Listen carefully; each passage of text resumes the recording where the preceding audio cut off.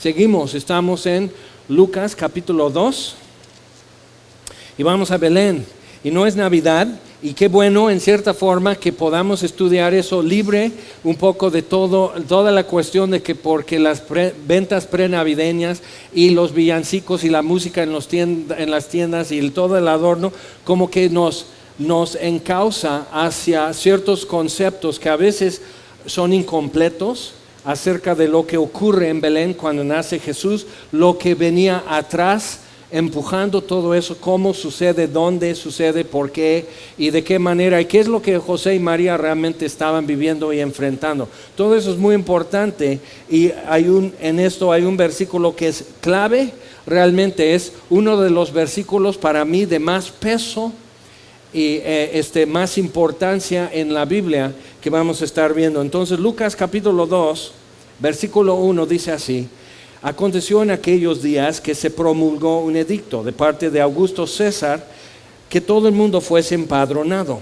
Este primer censo se hizo siendo Cirenio gobernador de Siria, e iban todos para ser empadronados cada uno a su ciudad. José no tenía muchas posibilidades, no tenía un futuro en Belén, de manera que se va a Galilea a arriesgar un futuro diferente para él y su familia. Eso era su plan. Entonces, ellos ya tienen que volver a Belén para inscribirse. Ya cambió. El plan que ellos tendrían era poder salir adelante no pagando impuestos, poder fincar, levantarse, hacer una vida. En Galilea estaban construyendo, estaban poblando, entonces para un carpintero hay mucho trabajo. Alguien ha dicho que realmente el título tecton en griego lo que dice que no es el hijo del carpintero cuando Jesús está en Nazaret, que es un albañil nada más, pero no es un albañil, es un carpintero, porque hay otras palabras que se usan en el Nuevo Testamento para indicar un albañil o alguien que trabaja piedra. Era carpintero. Es muy importante ver eso simplemente porque la Biblia no está errada. A veces tenemos esto como que, no, pues realmente es esto, es una equivocación, porque si tú buscas en los datos históricos, Cirenio no fue gobernador de Siria hasta como 20 años después. Entonces, como que este primer censo se hizo siendo Cirenio gobernador de Siria. Bueno, era cuando él estaba gobernando, porque Augusto César pone a su hijo como gobernador y trae a Cirenio desde Egipto, porque era mayor y mucha experiencia para supervisar el censo, para poder hacer inventario de cómo va a ser el padrón de cobrar impuestos. Cuando estás leyendo estas cosas en los evangelios, imagínate, tienes a Simón, uno de los 12 discípulos de Jesús, que es Simón Zelotes, que era en el tiempo del censo se levantó uno que se llama Judas en Galilea. Lo puedes leer en Hechos, Gamaliel lo recuerda, lo menciona. Él se levanta y arma una revolución en Galilea para no tener que pagar este impuesto del primer censo. Lo matan y se dispersa el levantamiento en Galilea. Durante todo eso Jesús nace en Belén. Es muy importante ver con la turbulencia, el desacuerdo, la inconformidad en que nace Jesús. Porque en nuestros tiempos hay turbulencia y hay inconformidad y muchas cosas. Y cómo se inserta Jesús en el escenario es muy diferente a lo que nosotros quisiéramos muchas veces. Nosotros seríamos más como los seguidores de Judas de Galilea. No, sí, vamos a hacer una protesta, y quejarnos, enojarnos y todo eso. Y así, mientras eso se está haciendo, Jesús nace en Belén. Y no hace ni siquiera ruido cuando lo hace. Eso es muy importante para nosotros ver cómo son los caminos de Dios en estos asuntos. Entonces se hace el censo y es interesante. El plan que habían tenido José y María para hacer su vida ya va a cambiar. Obviamente ya vimos en el capítulo 1, va a cambiar muchísimo más porque Jesús no es cualquier bebé. Entonces, versículo 3, iban todos para ser empadronados cada uno a su ciudad. Y José subió de Galilea, de la ciudad de Nazaret a Judea, a la ciudad de David, que se llama Belén, por cuanto era de la casa y familia de David, para ser empadronado con María su mujer, desposada con él, la cual estaba encinta. Entonces es legalmente su esposa, es desposada con él, significa que ellos hicieron ya un registro civil. tuvieron lo que para nosotros sería el matrimonio civil, con juez, con testigos, documentación, huella, firma, etc. Es ya legal. Para romper eso y no casarse, no unirse con María, lo puedes leer en Mateo, José no sabía qué hacer porque no quería humillarla, pero sabe que el bebé no es de él. Y en eso Dios le dice, cásate. Pero entonces algunos dicen, no, pues es el hijo ilegítimo de un carpintero. No, ellos eran legalmente casados, pero no se habían unido porque aún no nace Jesús. Es muy importante. Entonces, pero llegas de la casa y familia de David a tu ciudad natal, a Belén. Es una familia importante en Belén. Son muchos, David tuvo muchos hijos y han pasado como 30 generaciones. Entonces, muchísima gente es descendiente de David, y sobre todo si son de Judá y sobre todo si nacieron en Belén. Pero me vas a decir, algunos dicen que José le llevaba muchos años a María y por eso ya había muerto cuando Jesús tiene 30 años y ya no ves a José en los evangelios. Ok, siendo así, vamos a darle 20 años más a José que a María. En tiene que 35, 38 años quizás José. ¿Me vas a decir que no tiene ni hermanos, ni primos, ni tíos en Belén? Que los reciban, que alguien les dé aunque sea el sofá para María. Entonces necesitamos ver la situación social, familiar, moral que ellos tienen que enfrentar por su situación, desposada pero encinta y en días de dar a luz. Es muy fuerte eso. Y José y María, ¿qué pueden decir? No, pues fíjate, es que un ángel me dijo que esto, y toda la familia va a estar. No juegues con eso, no estés con tus cuentos, María. José, no digas estas cosas. Te está viendo la cara tu novia, no es cierto. Entonces todo eso está simbrando la vida de José y María y tienen que caminar eso con la cabeza en alto y vivir la vida que Dios les está poniendo enfrente. Eso es muy fuerte. Ahora, entonces ahí está, y aconteció que estando ellos allí se cumplieron los días de su alumbramiento. Y dio a luz a su hijo primogénito y lo envolvió en pañales y lo acostó en un pesebre porque no había lugar para ellos en el mesón. Ahora, siempre se dice eso en una pastorela, alguien lo dice, sale en una bata de dormir, en una sábana, el ángel Gabriel, salen aquí los pastorcitos, los niños de kinder son las ovejitas de los pastorcitos de Belén y todo eso, y un foquito en el pesebre es el niño Jesús. Y como que lo sabemos tan así, y la posada, y no de esta pobre morada, sino de mi corazón entre santos peregrinos, y como que lo sabemos de memoria tan así, que puedes bostezar y no captar algunas cosas. Pero este versículo es muy, muy fuerte, es muy pesado. Dice, y dio a luz a su hijo primogénito, y lo envolvió en pañales, y lo acostó en un pesebre, porque no había lugar para ellos en el mesón. No había una casa, ellos no eran extraños en Belén, eran familiares de alguien en Belén. Tenían amigos de toda la vida en Belén. ¿Dónde están? ¿Dónde están sus familias? Y por eso en las leyendas y tradiciones, pues nomás igual, como que María bajó del cielo, creo, y José por ahí andaba trabajando madera, creo. O sea, nomás aparecen José y María, y un burro, y una estrella, y los magos, y el establo, tan, y ya terminó, vamos a servir los buñuelos y el ponche. En cambio, no hubo buñuelos, no hubo ponche, no hubo posada, no hubo fiesta, y fue duro. Y probablemente, fíjate, probablemente sí fue en invierno. Siempre nos han dicho, no, eso lo inventó la iglesia de Roma para meterlo de Tamuz y el dios del sol, y coincide en diciembre y todo eso, pero checa eso. Por urbano y fresa que fuera el emperador de Roma, nunca diría a una población que no vaya a sembrar sus campos en marzo, abril, que serían los meses de siembra en la Tierra Santa. Cuando ya están terminando, llueve de noviembre a abril. Entonces en marzo, abril empiezan a arar y sembrar sus campos. No estarían en Belén en marzo porque hay que sembrar. Si no siembran no hay cosecha. De las cosechas van a pagar impuesto.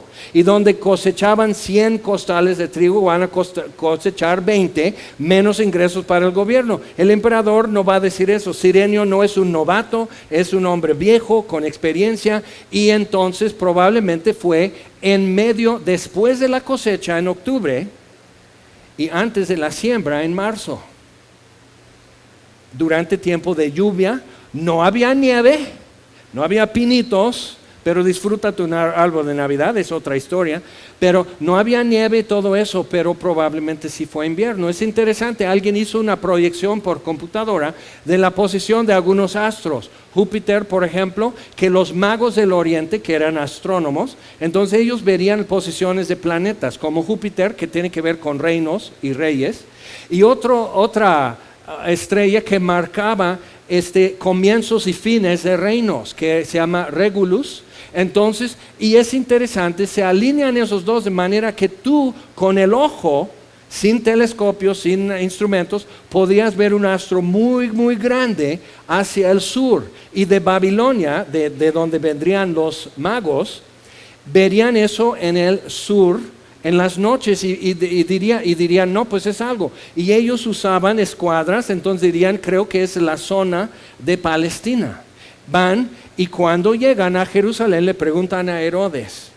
Ahora Jacob, el patriarca, estaba muriendo, bendijo a sus hijos. Y la bendición que dijo acerca de Judá, uno de sus hijos, fue que el cetro no se apartará de Judá hasta que venga Silo. Silo es un nombre que usaban para eso, la redención, que después empezaban a decir el Mesías, pero es el deseo de naciones, como dice en el libro de Daniel. Es lo que hemos esperado, la promesa de Dios. Y el cetro no se apartará de Judá hasta entonces. Pues ya tienen unos años, ¿verdad? Ya no hay cetro. La casa y familia de David no es nada en Judea. Y Herodes, el rey, no es judío. Entonces existe esa situación. Llegan los magos a Jerusalén, pensaban, pues es la capital de Judá. ¿Dónde está el que nació rey de los judíos? Y Herodes dice, perdón, yo soy rey de los judíos y no acabo de nacer. Entonces manda a matar a los niños, es lo que se acuerda en el calendario religioso como inocentes. Entonces él hace lo que en el mundo de aquel entonces hacías para asegurar tu lugar político y tu ventaja. Entonces en ese mundo están viviendo y tienen que moverse y tienen que criar a un niño, Jesús, y tiene que nacer. Otra cosa es, acerca de todo eso, es cuando dice Cirenio era gobernador de Siria, otros dicen no era gobernador sino hasta en 20 años, y cambiaron fronteras, cambiaron muchas cosas. Después tú ves que otra vez es reino de Judá, Agripa, Herodes Agripa, era ya rey otra vez en el libro de los Hechos, pero hubo un tiempo que Pilato, por eso Pilato lo manda con Herodes cuando arrestan a Jesús. ¿Nunca has preguntado, bueno, por qué? Si Pilato es el de Roma, sí, pero Jesús es Galileo, entonces lo manda con Herodes. El poder político en Jerusalén era romano y luego cambia y luego otra vez y así. Esos cambios lo puedes saber fuera de la Biblia y verificar. Entonces, pero es interesante porque por ahí han dicho durante mucho tiempo que la Biblia está muy cambiada. Bueno, en 1948 encontraron en unas urnas de barro en unas cuevas en el al sur de Jerusalén, en Qumran, rollos que prácticamente son todo el Antiguo Testamento y muestran que no han cambiado nada en 2000 años de cuando esos fueron guardados. Eso es uno. Ahora, otra cosa que apenas están encontrando son fragmentos de las escrituras en papiro, pero son fragmentos de muchas cosas, es como periódico viejo, y lo han usado, y papiro era papel para ellos en aquel entonces. Y entre todo eso encuentran no solamente periódico, listas de compras, recibos y facturas y demás cosas, pero todo es papel viejo, reciclado en papel maché para hacer máscaras. Y lo han encontrado en Egipto. y al desprender estas capas encuentran algunos copiados con una precisión y así midiendo letras y espacios, que es el estilo que usan cuando recopian las escrituras y verifican. Prácticamente todo el Nuevo Testamento lo han encontrado ya en fragmentos. Entonces esos rollos que tú escuchas, que los monjes en Europa y Código Da Vinci, y que ellos hicieron esto y los cambios en la doctrina y el credo y todo eso, no es cierto. Han encontrado prácticamente toda la epístola de Romanos. La copia que encuentran es no más de 30 años después de cuando Pablo escribió. Entonces estamos hablando de copiar, y cada sinagoga o cada grupo de cristianos tendría copias en papiro que no aguanta mucho, entonces, pero era muy barato. Otra vez, pergamino es de piel y es muy costoso y laborioso, y es para tener algo que va a durar 100 años o más. Y tienen también esos por ahí. Entonces estamos encontrando en la basura, en papel maché, fragmentos del Nuevo Testamento en Egipto, que muestran, y también están tirando al lado. Algunas traducciones de la Biblia usan textos gnósticos que son más viejas copias. Todo lo que tenemos son copias. Pablo escribió, Mateo, todos ellos escribieron en papiro. Pergamino era muy caro para hombres que no tenían muchas finanzas. Entonces ellos escribían sus cartas en papiro y las recopiaban en papiro. Y al rato eso se desgasta, se hace muy frágil y quebradizo, entonces van a hacer otra copia. Y lo que es papel viejo está saliendo y diciendo el Nuevo Testamento no ha sido cambiado. Eso que te dijeron quizás en UNAM o en el Politécnico o donde tú estudiaste, es un rollo, es un invento. Los cambios no existen. Hombres temerosos de Dios recopiaban letra por letra para hacer lo más parecido a una foto estática. Entonces lo que tú estás leyendo es una fiel traducción de una fiel copia. En efecto, lo que tú estás leyendo ahorita es eso, es una fiel traducción, perita traducción de una copia fiel. Es la palabra de Dios. Y entonces, si eso es lo que está pasando aquí, o Dios habló o no habló, o sea, lo que copiaron y tradujeron, o eso no es la palabra de Dios. Es lo único que hay que resolver hoy, no si han hecho cambios o no. Hay que verificarle que la traducción sea fiel, y si es, tenemos que decidir, ¿Dios habló o no habló? Esto que, versículo 7, y dio a luz a su hijo primogénito y lo envolvió en pañales. Esto que hizo María, no sabiendo que lo iban a contar, que le iban a escribir, que le iban a recopiar, lo iban a traducir en cuántos idiomas, que niños iban a hacer pastorelas todos los años y su posada y prendiendo el suéter de la niña enfrente con tu vela y todo eso, sin saber ellos nomás querían sobrevivir esa noche. Porque fue muy difícil. Si tú y yo hubiéramos pasado en Belén, siendo hombres y mujeres de Belén, llegando ahí igual para inscribirnos, y ay, qué cola, y buscando en la cola para inscribirse a alguien que tú conoces, igual que tú haces en el banco. Mira, ahí está Rubén, vámonos. Rubén, ¿qué onda? Y así ya vas cortando fila y entrando y diciendo, ya iba a estar aquí 2 horas, pero qué bueno está mi amigo de toda la vida. José y María no encontraron amigos de toda la vida. Y ahí están en la calle, por decirlo así. Es un pesebre, no dice establo, dice pesebre. Puede haber un establo o puede ser bajo las estrellas, ¿ok? Es probablemente de noviembre a marzo, tiempo lluvioso y frío. Entonces, ¿quién ayuda? No dice que hubo una vecina, una mujer, una señora, asiste, van y traen una partera. Puede ser que sí, puede ser que no. Puede ser que es José el que cortó el ombligo y que le lava al niño y María lo envuelve y lo acuesta en un pesebre y están pensando, ¿qué trae Dios? Esto que dijo el ángel, que este niño es eso, o sea, como que no va de acuerdo. Ahora vamos a salir de esto un poco y decir otra cosa. Si con todo el rollo y toda la corriente de hoy de tu mejor vida ahora, si la bendición está en el poder de su boca, ¿Por qué no declararon José y María lugar en el mesón? No, aquí en el mesón, en la mejor clínica de maternidad en Belén. No, que en Belén, vamos a Jerusalén, en ambulancia, con escolta. Vamos a declarar todo por fe, si es con el poder de tu boca. ¿Por qué José y María no escogieron su mejor vida ahora? ¿Sabes por qué? Porque si la mejor vida ahora es la mejor opción que debes escoger, el único que entiende que esta es la palabra de Dios, el único que escoge su mejor vida ahora, es el que sabe que después de morir va al infierno. Porque si esta es la única vida buena que puedes tener, pues que tengas la mejor que puedas. Pero si esta no es toda mi existencia, si mi mundo no es este mundo, si mi realidad, si mi futuro no es este mundo, si todo lo que espero y anhelo y quiero ver no es este mundo, no necesito mi mejor vida ahora, porque por mejor que sea, nunca va a rebasar lo que voy a ver cuando veo a Jesucristo. Entonces, muy importante ver eso. Y no estamos diciendo ahora que no, pues entonces ser pobre es mejor o ser rico es peor, si eres rico eres un malvado. No, simplemente que pobreza y riqueza en el reino de Dios nada que ver, simplemente nada que ver, no afecta absolutamente nada. Y la muestra es esto. Ahora a lo mejor has visto Nosotros los Nobles, es una película, muchísimo pegue, dicen que está rompiendo todos los récords y demás. Nadie fuera de América Latina entiende la película.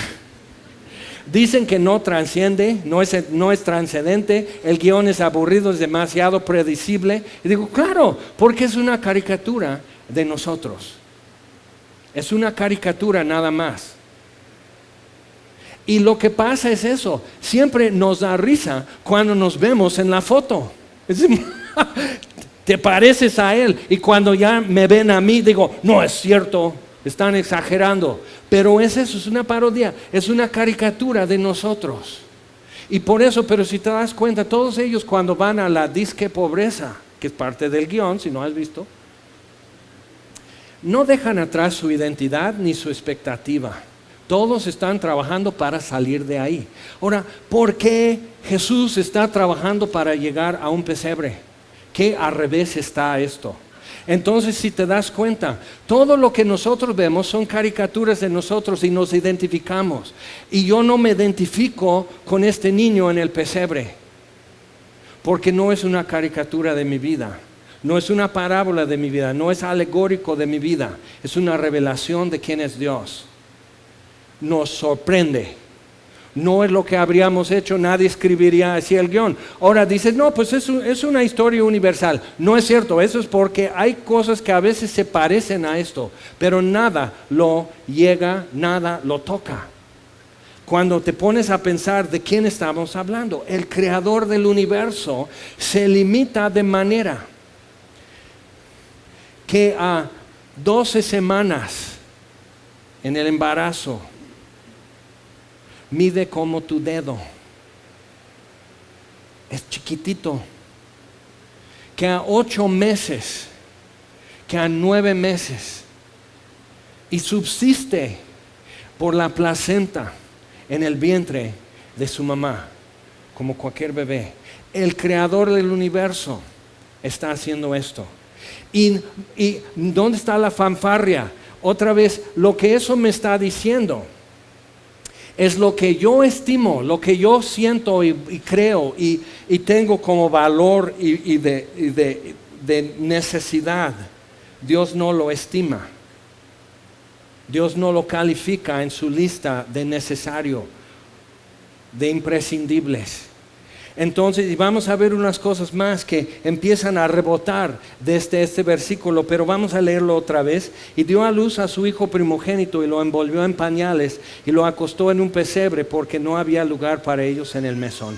Qué rápidamente se puede decir, qué fácil es decir en 3-4 renglones en tu Biblia lo que representa infinidad. Dios es infinito y la distancia que Él atraviesa para tomar nuestra genética y tener cabello chino o lacio y ojos de cierto color y huellas digitales y uñas de bebé y nacer y tener que depender de que alguien lo cargue bien porque no puede ni sostener su cabeza, cuando Él tiene los mares en el hueco de su mano y deja todo esto y se reduce para que ya siendo hombre use la misma talla de sandalias que tú y yo usaríamos. Se puede sentar en una mesa en casa de un fariseo y puede tomar agua de un vaso que cualquiera de nosotros usaría. Y el mar cabe en el hueco de su mano y mide los cielos así con su palmo. ¿Qué onda con eso? ¿Qué pasa con eso? Y si esto es cierto, o sea, lo único que tú tienes que decidir no es que si esto es auténtico, sino si es la palabra de Dios. De que sea un documento ya verídico y fiel, sí, pero ¿habló Dios o no habló? ¿En verdad el ángel Gabriel fue a hablar con María o no? ¿En verdad el niño que nació es o no es el Hijo del Altísimo? No es. Si en verdad es eterno Dios, Dios verdadero de Dios verdadero, engendrado, no creado, como dice el credo. Tenemos que decidir nada más eso. Pero si es cierto que Dios habló, toda mi vida se hace pedazos en este versículo, y dio a luz a su hijo primogénito y lo envolvió en pañales y lo acostó en un pesebre porque no había lugar para ellos en el mesón. ¿Y sabes lo que me dice otra cosa? Si tú tienes mascota o si tú tienes tus plantitas en tu casa, te encanta cuando llegas a casa y el perrito está y ladrando y saltando porque está alegre por verte. Y dices, me gritan en mi trabajo, pero este perrito me espera y me quiere y me necesita que yo le rasque, y el perro está feliz por eso y se voltea y le rascas más y le das su alimento y está feliz y dice sí. ¿Por qué? Dios se hace en una forma para nosotros que Él nos necesita, porque Él nos hizo y sabe que necesitamos que alguien nos necesite, y Dios toma ese lugar en un pesebre. Es tremendamente pesado lo que eso nos está diciendo. Él no necesita a nadie y se hace un necesitado. Y José y María y la gente pasando, ¿quiénes son? Es José. ¿José quién? José, el hijo de Jacob. No, pues ¿qué hacen aquí? Pues no ves que embarazó a su novia. Por eso no los de, pues que aquí están sus tíos a la vuelta. Qué sé yo, pero a veces que son muy snob. No sabemos la historia, y eso es lo interesante también. Dios lo deja muy abierto, pero nos ha dicho suficiente como para saber que no fue fácil. Y la pastorela la hacemos una caricatura de nosotros para incluirnos. Es decir, sí, entren santos peregrinos, no en un establo, sino aquí en mi corazón. Sí, yo sí los recibo, entonces yo me inserto, pero no. Lo que pasa es que Él se está insertando y no cabe. Vamos a Isaías capítulo 66. No es así Dios antes de la encarnación, antes de nacer Jesús. ¿Cómo se expresa Dios a su pueblo para que se pongan a pensar? Y tenemos que ponernos a pensar con lo que está escrito aquí. Otra vez, de que sea auténtico es lo que Isaías escribió, ya podemos verificarlo. Pero que haya hablado Dios es algo que tú vas a tener que decidir, si Dios dijo esto o no. Dice Isaías 66, Jehová dijo así: el cielo es mi trono y la tierra estrado de mis pies. ¿Dónde está la casa que me habréis de edificar? ¿Y dónde el lugar de mi reposo? ¿Dónde le vas a hacer espacio a Dios? O sea, no en esta pobre morada, sino en mi corazón. ¿En tu qué? ¿Tu corazón qué mide esto? Mira, Dios no cabe en tu Biblia, que es más grande que tu corazón. Y Dios no cabe ahí. Dios es más grande todavía que eso. Pero aquí nos habla. ¿Qué pasó? ¿Cómo va a morar en mi corazón? ¿Sí has recibido a Cristo en tu corazón? Y te dicen bien fresa y dices, ay sí, como en la posada, sí. Pero no, ¿qué estamos diciendo cuando decimos eso? Él tiene que hacerse chiquitito y lo acuestan en un pesebre. Y Dios nos está revelando quién es al tomar este paso. No lo pudo haber hecho de otra forma. Pudo haber descendido así como ser humano, pero un hombre ya. Y brillante y esplendoroso como en el monte de transfiguración, y los apóstoles se quedaron así con la boca abierta. Si Jesús hiciera esto, si apareciera frente a nosotros y nos mostrara las heridas en sus manos, y Él todo glorificado y esplendor y ojos como llama de fuego y el rostro como el sol, todos estaríamos postrados y traeríamos los vecinos y el viene del súper. Tienes que venir a ver a Jesús. Y no se presenta así, no nos lo pone tan así. ¿Por qué? Porque Dios no estima lo que nosotros estimamos, y Dios no valora lo que yo valoro. Lo que yo considero que es glorioso y digno y tremendo y asombroso no le asombra. Entonces, ¿dónde está la casa que me habréis de edificar, y dónde el lugar de mi reposo? Mi mano hizo todas estas cosas, cielos y tierra.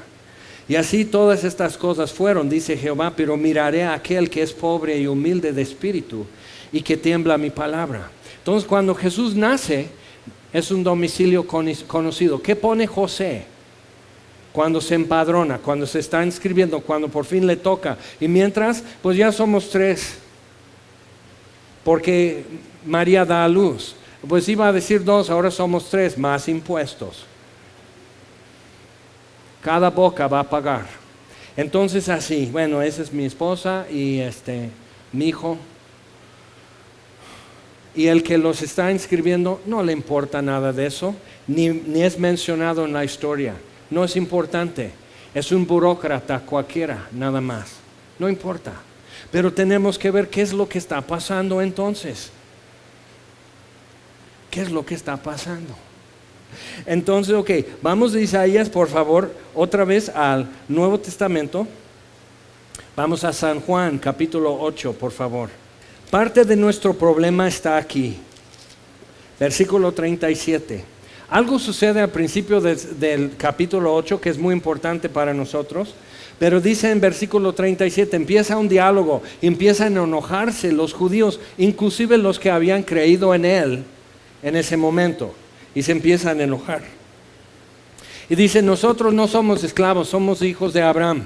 Eso es una voz muy nacionalista, pero no muy precisa, no muy exacta, porque estaban pagando 40% de sus ingresos como impuestos a Roma. No son libres. Entonces, sé que sois descendientes de Abraham, pero procuráis matarme porque mi palabra no haya cabida en vosotros. Una de las razones que tenemos problema con esto, cuando hablamos de Jesucristo, cuando decimos esto es auténtico, ahora lo único que tienes que determinar si es en verdad que Dios habló, de que sea auténtico, que Isaías, que Daniel, que Pablo, que Juan, que Mateo, que ellos escribieron lo que escribieron y así lo escribieron, que no hay cambios, que es auténtico, ya quedó. Si es en verdad la palabra de Dios, tú tienes que decidir. Yo ya estoy seguro, pero tú tienes que decidir. Y si es la palabra de Dios, Jesús dice, mi palabra no haya cabida en vosotros, no hay lugar. Como no hubo lugar para Jesús en el mesón, dice, tramposo, venías a eso. No es cierto, pero pues mira dónde caí. No hubo lugar para Jesús en el mesón. Ahora, si Él hubiera descendido del cielo con fanfarrias y todo eso y miles de ángeles de gloria, entonces todo el mundo, hasta Herodes mismo y Roma, todos se hacen a un lado. Dicen, viene Dios al mundo. Pero Dios no hace las cosas así. ¿Y cómo llegó a nosotros? Diferente también. Entonces, dice, yo hablo lo que he visto acerca del Padre y vosotros hacéis lo que habéis oído acerca de vuestro Padre. Pero eso es muy importante para nosotros ver. La razón que no podían atender o considerar lo que decía Jesús era que el espacio ya estaba ocupado. Si te acuerdas lo que hemos mencionado, que arrepentimiento consiste en renunciar todo lo que yo entiendo que es pecado.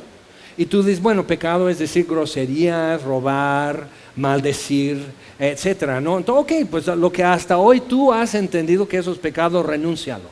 Eso es arrepentimiento, pero no para ahí. Y luego entregar todo lo que tú entiendes que eres tú. Y a veces no hago bien mi inventario, no sé ni siquiera quién soy, pero lo que he entendido hasta hoy, quién soy, entregar todo eso a todo lo que hasta hoy he podido entender que es Dios. Entonces un niño de 5 años puede arrepentirse y entregar su vida a Dios. Y un hombre de 80 años tiene más que renunciar, más revoltijo de lo que entiende quién es y más excusas y demás cosas durante mucho tiempo, y probablemente no sabe más acerca de Dios que el niño de 5 años. Entonces es más difícil muchas veces para un viejito que para un niño por esta razón. Pero ¿dónde estás tú? Todo lo que yo entiendo que solo ofende al que más me ama, lo renuncio para entregar todo lo que entiendo que soy yo a todo lo que yo entiendo que es Él, que es el que más me ama. Eso es arrepentimiento. Ahora,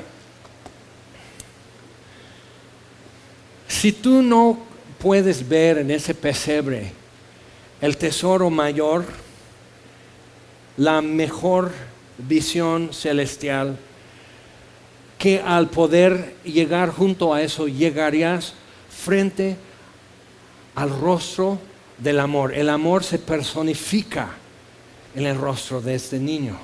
Esto es. Y un día estaremos viendo el rostro de amor. Estaremos viendo la santidad frente a nosotros, estaremos frente a lo infinito y no podremos asimilarlo todo. Entonces Dios dice, sí, pero entonces yo me voy a poner tus sandalias y tu ropa y usar tus cucharas para que podamos conversar, porque quiero que me conozcas, quiero que sepas quién soy. Y lo hace de esta manera. Pero tú tienes que decidir si Dios habló. Y si no hay espacio en mí para su palabra, tengo que hacer espacio, tengo que renunciar a algo. Tengo que renunciar quizás a una afiliación, una idea, hasta un credo que está equivocado. Pero voy a tener que renunciar a algo para poder tomar lo que queda, lo que nada más soy yo. Sin excusas, sin credos, sin supersticiones, sin psicología, sin mi familia, sin mi trasfondo social. Simplemente lo que entiendo que soy yo, que en 1000 años seré esto, en 10,000 años seré esto, soy yo, sin títulos, sin posición social, sin nada más yo, entregar yo a Él.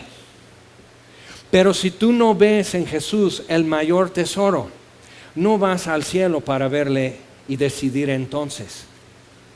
Él vino para que pudiéramos decidir desde ahora.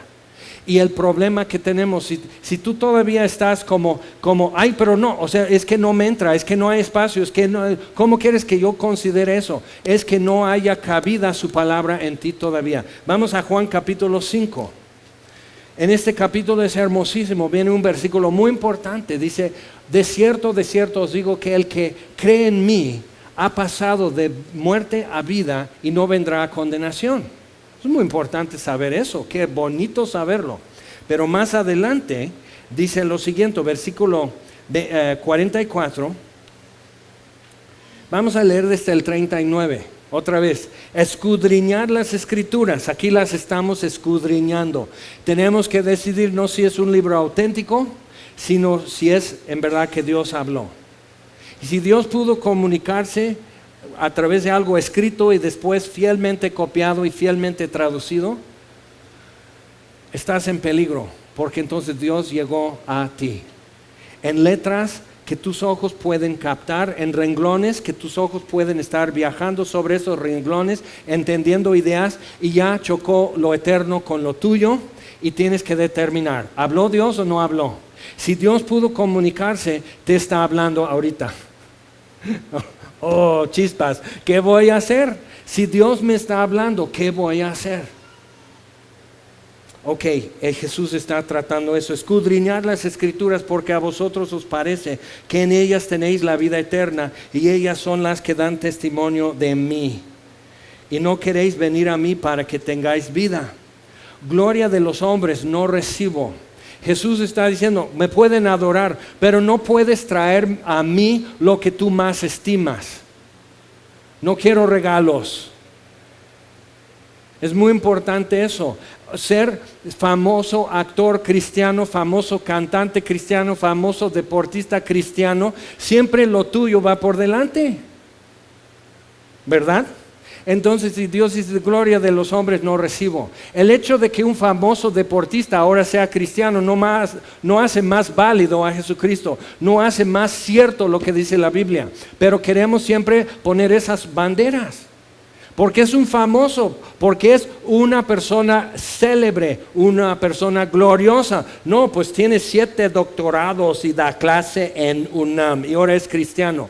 Entonces esto ha de ser verdad. Sí, pero tan inteligente y tan tarde llegó a saberlo, entonces no es tan erudito.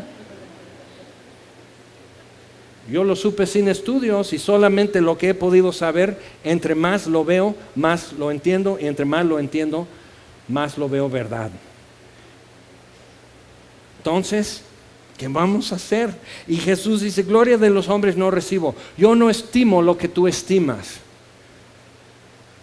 No me asombra lo que te asombra. Mas yo conozco que no tenéis amor de Dios en vosotros. No dice el amor de Dios. O sea, hay pobrecitos que necesitan sentir el amor de Dios, entonces van a responder. No tienen amor de Dios, o sea, no me aman, no aman a Dios. Entonces es parte del problema. Nos encanta ser encantadores, nos encanta que nos prediquen. Dios muere de ganas de salvarte. Dios no muere de ganas, Él murió en la cruz y resucitó. Él no está ansioso, no está temblando, porque tú no te entregas a Él. Él sabe exactamente cómo esto va a salir. El que no sabe eres tú, soy yo.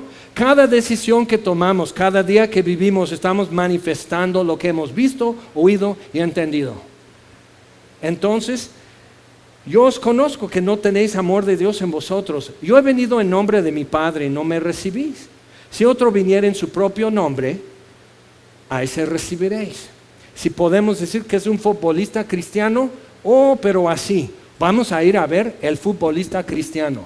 Y puede decir cualquiera babosada y lo comemos, porque es un futbolista muy importante, jugó con la Manchester. Y ya está diciendo, ¿quién? Lo inventé. Pero ya ves cómo te hace brincar. Y si trajéramos el jardinero, es el jardinero del jugador muy importante de X equipo. Y dirías, bueno, yo quiero tomar la foto con el jardinero, pero lo que le hace importante es el jardinero de aquel. Porque lo que yo estimo es eso, la gloria de los hombres. ¿Quieres manejar un mejor coche, vivir en una mejor casa? En parte porque es más cómodo, más confiable, nuevo coche, más confiable, menos probabilidad de descompostura y demás. Ok. Pero escogemos lo que escogemos en mayor parte para impresionar a alguien. Y Dios no hace nada para impresionar a nadie. Y no le podemos impresionar. ¿Qué vamos a hacer? Entonces, ¿por qué lo pone tan complicado? Si ha hablado, ¿por qué? No lo puso complicado. Lo acostó en un pesebre. Eso es muy sencillo, porque ya no es una caricatura de mi vida, sino es una historia totalmente diferente. No puedo aparecer a menos que Él me meta en su historia.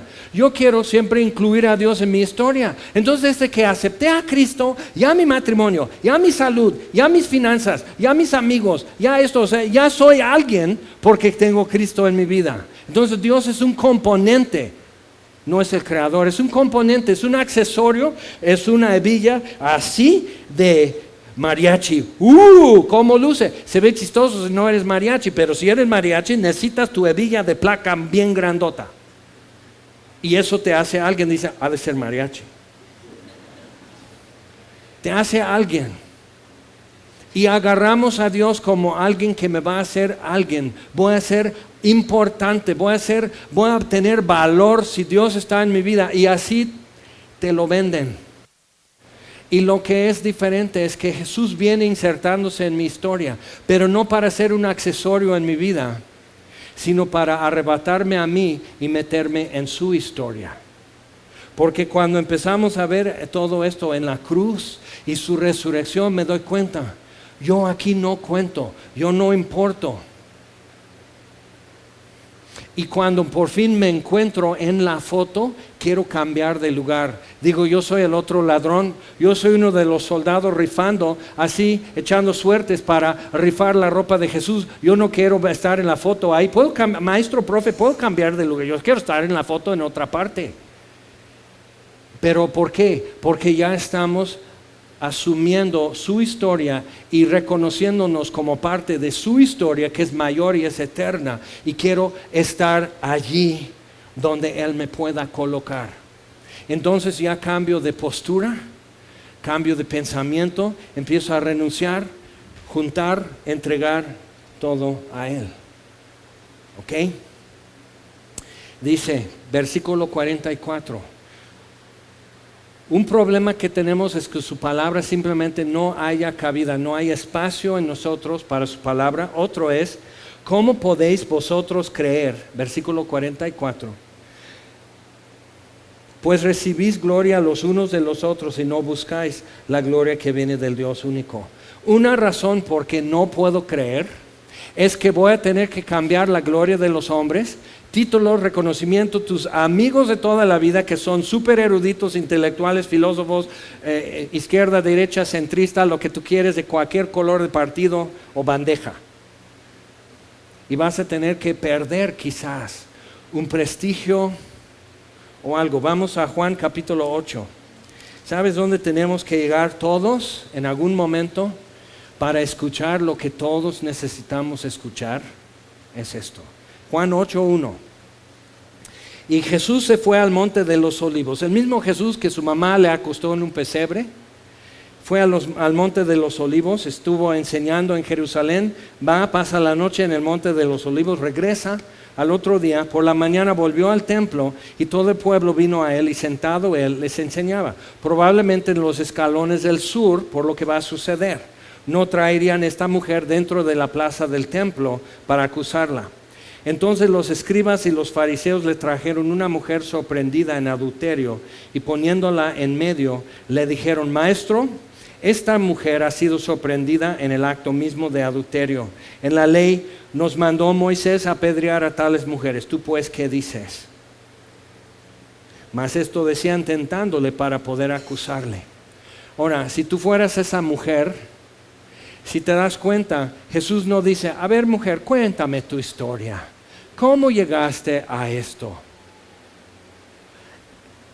Todos necesitamos llegar al punto que nadie nos está preguntando nuestra versión. Que ya no puedo narrar toda mi triste historia. Es que bueno, siempre tuve estos problemas y que luego alcoholismo en mi familia y divorcio en mi familia y siempre padecíamos problemas y siempre conflictos y tuve abuso, tuve esto y por eso pues un hombre que me habló bonito pues era casado, pero yo me fui con él porque, y todos diríamos: ay, chiquita. Y no le dan oportunidad, ni Jesús le da oportunidad. Es que lo hecho está, hija. Te sorprendieron en esto. Ya vas. Y todos tenemos que llegar a ese punto que no hay nada que yo pueda decir a mi favor. Tienes que meterte en esto para que entre en ti, para que haya cabida en ti. Tú tienes que entrarle aquí y comprobar. Ok. ¿Qué hacemos? Dice. Jesús, inclinándose hacia el suelo, escribía en tierra con el dedo. Y como insistieran en preguntarle, se enderezó y les dijo: el que de vosotros esté sin pecado sea el primero en arrojar la piedra contra ella. Dices: órale. Sí, o sea, nadie es perfecto. O sea, antes de empezar a acusar o a juzgar a otros, tú corrígete. Sí, y es muy humanista, suena muy bien.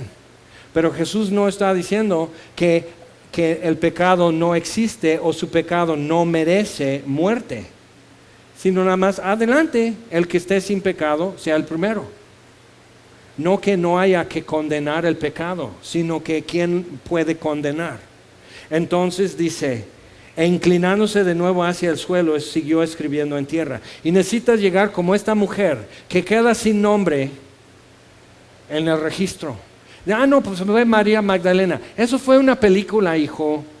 La Biblia no lo dice. Nos gusta, para no tener que contratar más actores, usamos los mismos en varias cosas en las películas, pero realmente no sabemos quién fue. ¿Tú crees que solo hay una adúltera en una ciudad? ¿Que solo puede haber una persona que llegue tan bajo que ni Jesús le da tiempo para defenderse? Y todos tenemos que llegar a ese punto, para que su palabra haya cabida en nosotros. Cuando yo estimo lo que Él estima y cuando ya no estimo lo que Él no estima, entonces puedo llegar así, y Jesús está en silencio escribiendo con el dedo, y todos quisiéramos saber qué es lo que Él está escribiendo, y no sabemos. Nos dice lo que tenemos que saber, y lo que tenemos que saber es lo que sigue. Ellos, al oír esto, acusados por su conciencia, salían uno a uno, comenzando desde los más viejos hasta los postreros, y quedó solo Jesús y la mujer que estaba en medio. Pues ella pudo haber dicho, bueno, yo confieso que yo no estoy sin pecado, entonces igual yo me voy con ellos. Allá te agarran otra vez. Todos tenemos que llegar al punto en donde no puedo dar nada de defensa. Nadie me está preguntando mi versión, solo estoy así colgándome en las palabras de Jesús, esperando ver qué sale de su boca. Y Él no está diciendo nada. Y no tengo a dónde ir. Tengo que quedarme hasta que Él me dé la sentencia. Y dice, enderezándose Jesús, no viendo a nadie sino a la mujer, le dijo, mujer, ¿dónde están los que te acusaban? ¿Ninguno te condenó? Ella dijo, ninguno, Señor. Y le dice entonces, ¿qué le dice? Entonces no hiciste nada. Si no lo pudieron comprobar, no lo hiciste. Ella sabe que no puede defenderse de este hombre. Ninguno. Y Jesús le dijo, ni yo te condeno, vete y no peques más. Y podemos decir, mira, o sea, entonces Jesús está diciendo, no es para tanto, no se enojen con ella, entiéndenla, buscaba cariño, cayó en manos de un hombre deshonesto, pero pues toda mujer quiere amor. O sea, no, Jesús no habla como yo. Jesús no razona como yo. Jesús no tiene el punto de vista ni las excusas que yo quiero ocupar. Y cuando yo me encuentro frente a Él, me encuentro como esta mujer, sin qué decir a mi favor, esperando lo que Él diga. Ni yo te condeno. ¿Por qué pudo decir eso? Le pudo haber dado la mano y decir, a ver, levántate, vete y no peques más. Pero la próxima vez que ves estas manos, que no arrojaron una piedra contra ti, van a estar clavadas en una cruz. Por eso, ni yo te condeno, porque yo voy a ser condenado. Yo lo arreglo. Entonces, ¿qué dirás? ¿Qué harás cuando Jesús da su sentencia? Jaime, yo lo arreglo. Vete y no peques más. Gracia, el favor de Dios es libertad para hacer lo que tú quieres.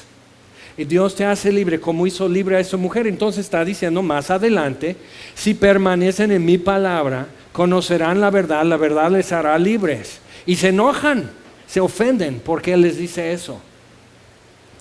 Y dice, porque mi palabra no haya cabida en ustedes. Es por eso.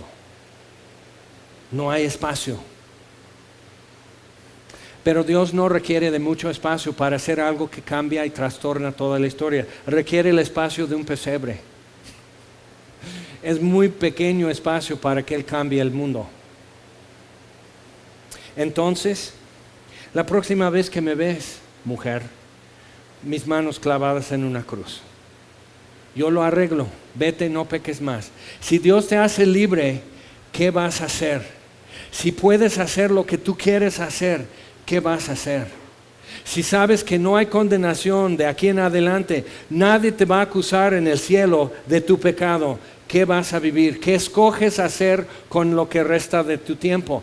Bueno, entonces, órale, pues a darle, que es mole de olla, ¿no? O sea, pues ya, o sea, si no hay condenación, pues voy a pecar a gusto y sin miedo. Pero si tú has estado donde ella estuvo, y Él, de toda la gente, Él te dice así, ella sale de ahí una mujer diferente, con otros ojos, respirando otro aire, viendo otro futuro delante. Eso es lo que Jesús le ofreció. Entonces, cuando Él nos ofrece perdón, cuando nos ofrece salvación, ¿qué es lo que nos está ofreciendo? Es libertad. Ni yo te condeno. vete y no peques más. ¿Qué vas a hacer hoy? ¿Qué vas a hacer mañana? ¿Qué vas a hacer con lo que Él te ha dado? Es eso, es libertad, libertad. No hay presión y no hay condenación, pero todos vamos a saber quién eres y qué es lo que has visto, y si escuchaste lo que ella escuchó, viendo cómo vives. Y todos nosotros andamos resbalando y tropezando y bien torpes, pero al final creo que tenemos la esperanza que alguien pueda ver y decir, este oyó algo, este vio algo y empezó a vivir de acuerdo con eso. ¿Qué has visto? ¿Qué has oído? Ve viviendo eso. Renuncia a lo que tienes que renunciar, junta todo lo que tienes que juntar para entregarlo al que más te ama. ¿Quién es el que más te ama? Pues entrégale lo que es suyo. Eso es. Bartimeo, el ciego en Jericó: Jesús, hijo de David, ten misericordia de mí. Y lo para, gritando. Jesús se detiene, Jesús se voltea, Jesús lo llama, Él viene, dice, ¿qué quieres que te haga? Si Jesús se parara frente a ti hoy y te dijera, ¿qué quieres que te haga? No hay límite, pídeme lo que quieres. Sabiendo que un día mueres y vas a dejar lo que no puedes llevarte, ¿qué es lo que pedirías a Jesús si Él te dijera, ¿qué es lo que quieres que yo te haga? Eso es fe, eso es gracia, eso es libertad. ¿Qué es lo que le pedirías? Si tú supieras que mañana te mueres, ¿qué pides a Jesús hoy? ¿Qué? ¿Un carro nuevo? Ni vas a prender los botones y ya te vas. ¿Qué pedirías? ¿Qué sería tu mundo ideal?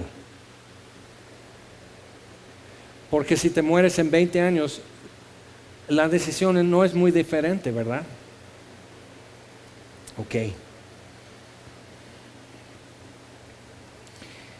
Y el ciego dice, quiero ver. ¿Y qué es lo primero que pudo ver?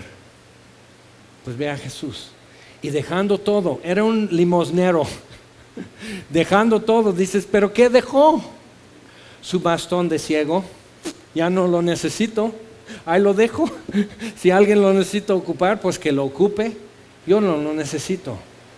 Ya tengo lo que yo quería. Y estoy siguiéndole. Eso es. Entonces, ¿qué vamos a hacer nosotros? ¿Qué tal si oramos? Nuestro Dios, venimos en nombre de Jesús, el que fue acostado en un pesebre, que fue clavado en una cruz, que atravesó muchas vidas, y a la nuestra también. Y tenemos que decidir cada día si es verdad.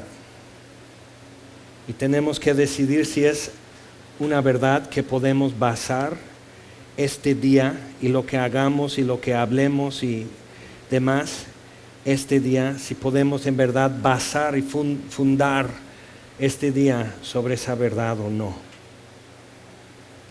Y tenemos que admitir, Señor, que si no es cierto un día, no fue cierto nunca. Pero si es cierto un día, es cierto para siempre.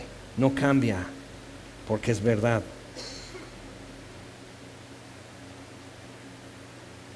Y no venimos a negociar porcentajes contigo y cláusulas y demás. No venimos a decir, bueno, si tú me ofreces algo muy, muy bueno, quizás deje lo que yo tengo. Porque en ti estamos encontrando todo lo que hay. Y todo lo que podemos llamar nuestro en 100 años, eres tú. Entonces, Señor, venimos en esos términos muy sencillos. Así como llegaste a Belén, sin fanfarrias, sin escolta, sin protección, sin amigos, sin apoyos, sin aprobación. Y de pie, te decimos nuevamente, este es mi Rey, este es mi Señor, este es mi Salvador, y no tendré a otro. Y doblaré mi rodilla, y alzaré mi voz, y caminaré lo más que puedo conforme a lo que mejor he podido entender, sabiendo que lo demás está en tus manos. Lo que no puedo entender y lo que no puedo hacer está en tus manos y no me preocupo. Y Señor, te pido en especial por el que ha estado oyendo esto y luchando y discutiendo y refutando y buscando un debate.